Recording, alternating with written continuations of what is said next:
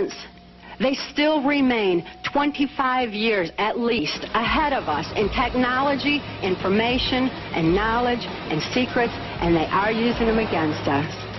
I heard over the years many times over that the plan to usher in the New World Order would be to make all the people in this country and around the world feel totally helpless to prevent the New World Order from occurring. You know there's a whole shadow government.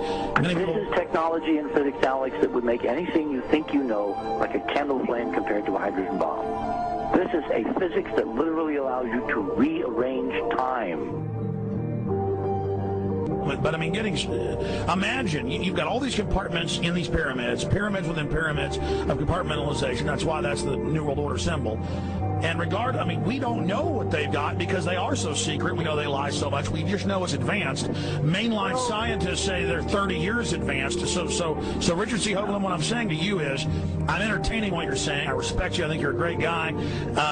My only issue is, like you said, dealing with what we know they could be up to. The fact, Alex, we have done experiments. We have our own data. We have experiments now from the Soviet Union. 30, 40 years when the Iron Curtain came down, you know, when glasnost finally prevailed, a huge amount of stuff was declassified from the KGB as well.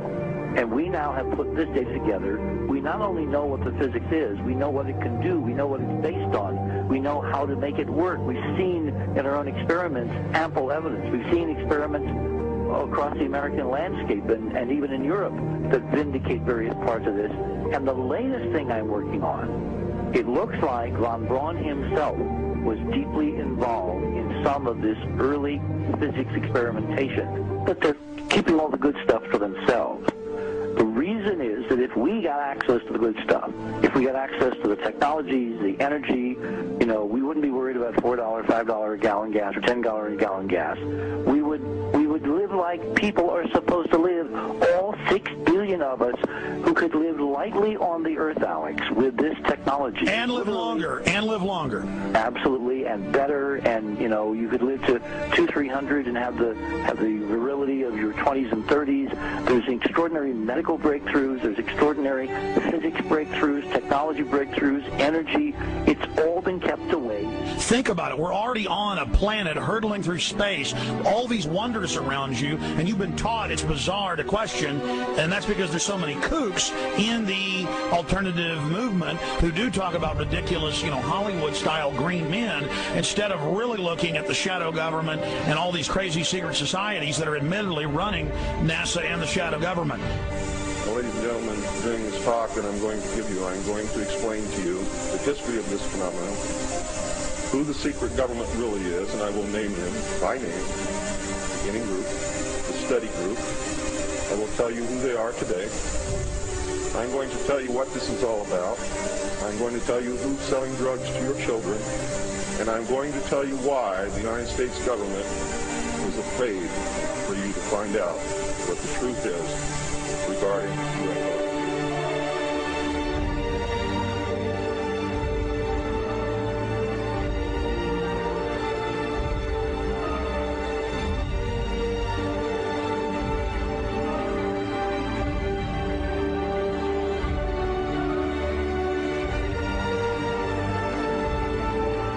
Turns out that even though she remembered that she'd been part of the team to debrief the astronauts, she couldn't remember a thing that they said. She couldn't remember why she no longer was working with NASA. She couldn't remember. In other words, her memory lapses were enormous, and I don't think they were feigned, because we now found the same pattern in all the flight crews. Because the awful truth, Alex, is they have been brainwashed. They have been mind controlled. They have had a technology, a very sophisticated technology, which took away the real missions that they... Top secret underground bases that a huge number of experimental rocket ships and circular flying discs were developed. The prototype V7 craft was powered by engines manufactured by BMW. But we have been given patents from leading German manufacturing companies, including UHA, Krups, and BMW, which prove beyond all reasonable doubt that Hitler considered the Nazi secret space program a top priority.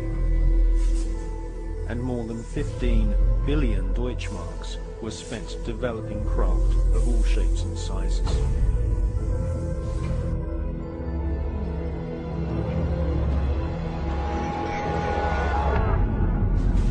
Are these in fact U.S. prototypes of a captured Nazi H-9 flying wing?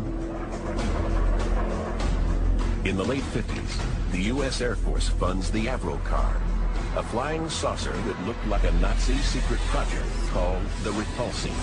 And in 1965, a UFO crashes in Kecksburg, Pennsylvania. It is reportedly bell-shaped and covered with distinctive markings, just like a radical Nazi device that may have been built at the end of the war.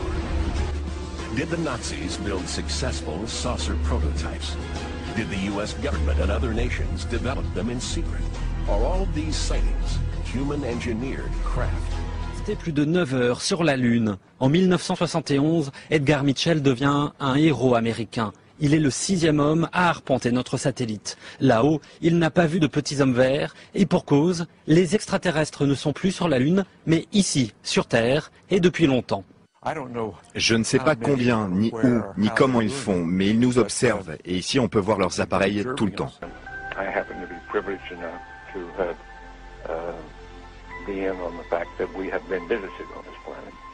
And the UFO phenomenon is real, although it's been covered up by our governments for quite a long time. Whoa! Hang on a minute. Well, this is big. Whoa! This is all of this is quite a shock to me. Well, I'm sorry you haven't been reading the papers recently. It's starting to open up quite a bit. So you're telling me? Well, there's a lot of information to take on board. Hang on a minute. I mean, listen. I've heard crazy UFO nuts tell me this kind of thing before. I've never had Dr. Ed Mitchell, the sixth man to walk on the moon, a respected scientist in his own right, announce to me that we've been visited by aliens from other planets, and that they definitely are out there. There's no debating it. Well, that's the first time you've ever talked to me, or I've told you about it before. So you believe in all of the whole deal? There's more nonsense out there about this than there is real knowledge, but it is a real phenomenon, and there's quite a few of us. It's been well covered up by all of our governments for the last 60 years or so, but slowly it leaks out, and some of us are privileged to have been briefed on some of it.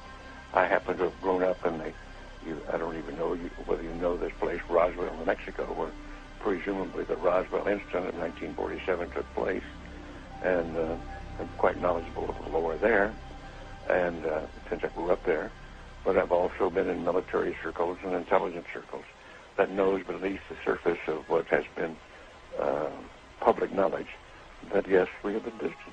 So, and be serious, you're not going to go, I was just pulling your leg about that. It's not true. Is it? I'm just wondering if I've stumbled upon astronaut humour, and in a couple of minutes you're going to go, I was only pulling your leg.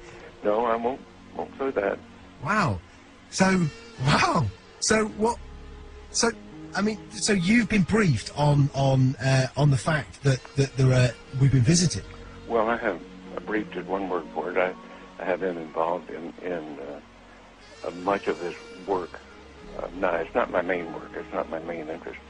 But I have been deeply involved in certain committees and certain research programs with very credible scientists and very intelligence people that do know the real inside story, and I am not hesitant to talk about it.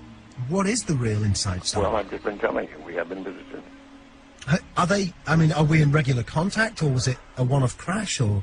Well, no, there's quite a bit of contact going on. I can't tell you because I don't know all the extent of it. I don't know all the inside details because that isn't my really main interest. But the fact that we have been visited, the Roswell crash was real, and a number of other contacts have been real and ongoing, is pretty well known to those of us who have been briefed and been close to the subject matter. So why is it being covered up then?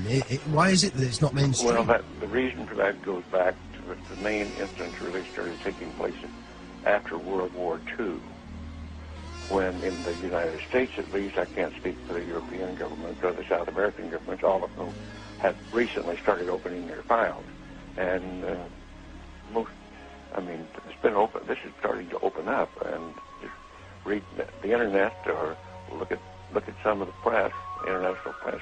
You'll start to get the stories that are coming out now. But I've had people on the show telling me that that the governments are mounting up towards disclosure, towards saying that this is the case. Do you think it will be the case that there will be an actual disclosure on this, maybe this year, that the governments will come out? I don't know whether it'll be this year in the United States, but certainly we've already had it in the last few years from the Belgian government, the French government, the Brazilian government, the Mexican government. They've opened their files and admitted that they had the files. Right, okay, let me get my head together. Okay, listen, here's what I know. I've had people on the show talking about the fact that the Catholic Church has said belief in life on other planets doesn't compromise your Catholicism. Of course, that just happened recently. Yeah. In association with a major release, I believe, of the British government, some of the British government files. They weren't their deepest files, but there were some files released. Yeah. What's happening is at the moment, over the next 4 years, all of the UFO files here in the UK are being released. Do you think it's the case that we are ramping up towards maybe the UK admitting? Well, I can't say how fast this is going to happen, but certainly the public awareness of it is increasing. The public acceptance is increasing. The amount of misinformation and covert attempts to cover up seem to be decreasing. I think we're headed toward real disclosure, and some very serious organizations moving in that direction.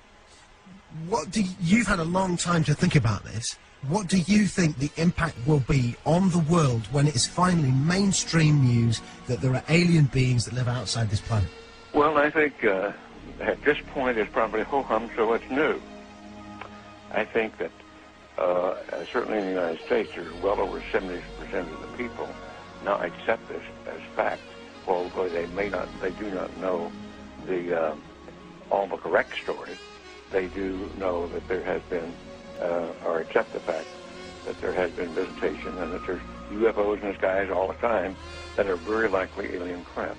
Now, not all of them are. I suspect some of them are homegrown. I suspect that in the last 60 years or so, that there has been some back engineering and the creation of this type of equipment, but it's not nearly as sophisticated yet as what the apparent visitors have. What do you think the intent of the aliens is? Is it hostile or peaceful? No. It's not hostile. It's pretty obvious that if it were hostile, we'd have been gone by now. Really? I mean, what? We could have been. Wow. We had no defense, if that's what the real intent was. And what are we talking? What do they look like? Are we talking like, you know, the traditional sort of... You've seen some of the pictures that I know of. Some of them are these little people that look strange to us. And as far as I know, from my contacts that have had contact, that's pretty accurate.